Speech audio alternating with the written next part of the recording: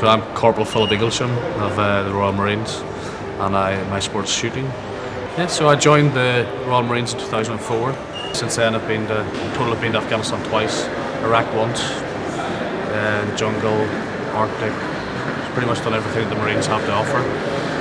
On the final tour of Afghanistan in Sangin in 2010 I contracted Q fever, which is an airborne bacteria which is taken up by IEDs or firefights or dust storms, and it's inhaled.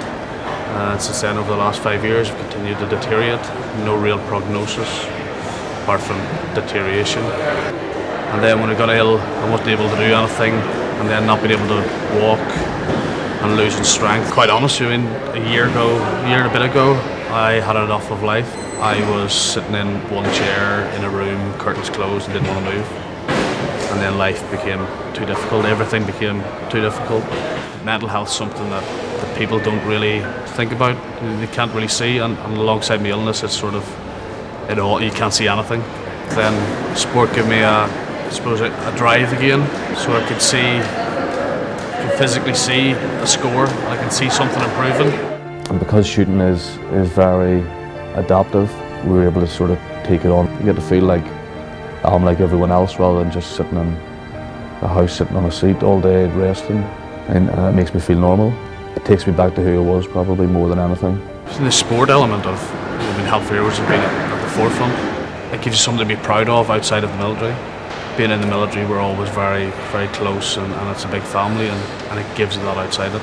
Without the funding that's provided, we wouldn't be doing shooting. For a long time before he got into the Paralympic shooting, he felt a bit lost, I guess, in a way. He was an active rugby player, really enjoyed getting involved in all aspects of sports, especially even with the children, and this has allowed him to have that back again. He's moving forward, constantly progressing, whereas with his illness, unfortunately, it's going the other direction. So it gives him positive future to look forward to, really, and something to aim for. I think it's helped us adapt with family life. It gives us something as a family to go forward to. And there's a lot to be said about support for the family and the wife and kids in those instances, because they probably get it worse than I do, and I look after myself and have to deal with myself and my things, whereas they have to deal with me and themselves. I suppose Rio was probably a pipe dream a couple of years ago, and that transition, but now it's realistic. It's very much we live for here and now, because we don't know what state I'll be in next year. So we only plan in the short term, and in that short term it's quite positive at the minute. Maybe hasn't been over the last few years, so it's given us something that we can actually look forward to.